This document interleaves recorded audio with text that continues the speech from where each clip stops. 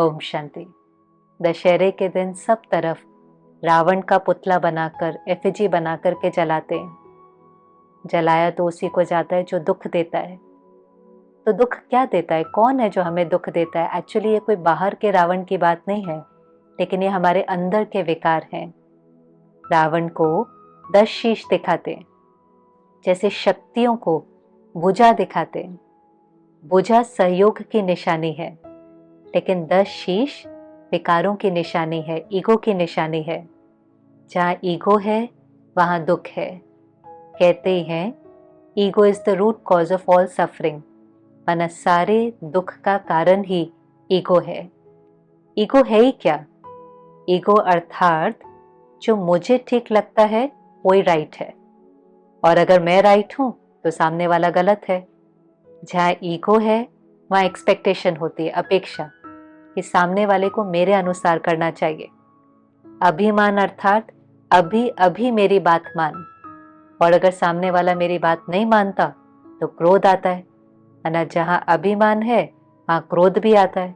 परमात्मा बहुत सुंदर बताता है, अभिमान की निशानी है उस आत्मा को जल्दी जल्दी अपमान की महसूसता होती है। If it's ego it hurts. अब अपनी चेकिंग करनी है, हमें कितना जल्दी जल्दी इंसल्टेड, रिजेक्टेड या हर्ट फीलिंग होता है। छोटी छोटी बातों में अगर हर्ट हो जाते हैं, दुखी हो जाते हैं, मानो उतनी बड़ी बड़ी ईगो है। और इस ईगो को खत्म करने के लिए, अंदर के रावण को मारने के लिए ही शक्ति चाहिए।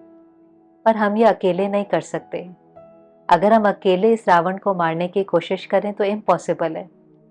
इसलिए दिखाते हैं रावण का एक सिर काटते हैं तो दूसरा आ जाता है, माना एक विकार को खत्म करो तो दूसरा आ जाता है, दूसरे को खत्म करो तो तीसरा आ जाता है। इससे रावण को तो राम ही मार सकता है। और राम कौन है? परमात्मा। जब हम उस परमात्मा से रिश्ता जोड़ते हैं तो उससे जो हमें शक्ति मिलती है, इसलिए कहते हैं शिव शक्ति, उसकी शक्ति से ही हम अपने अंदर के विकारों को खत्म कर पाते हैं। तो इस दशहरा उस परमात्मा से रिश्ता जोड़कर सच्ची सीता बनकर मर्यादाओं पर भी चलना है, और उसकी शक्ति लेकर शिव शक्ति बनकर अपने अंदर के रावण को खत्म करना है। जब अंदर के रावण को खत्म करेंगे तो ही सच्चे सुख का अनुभव कर सकेंगे। ओम शांति।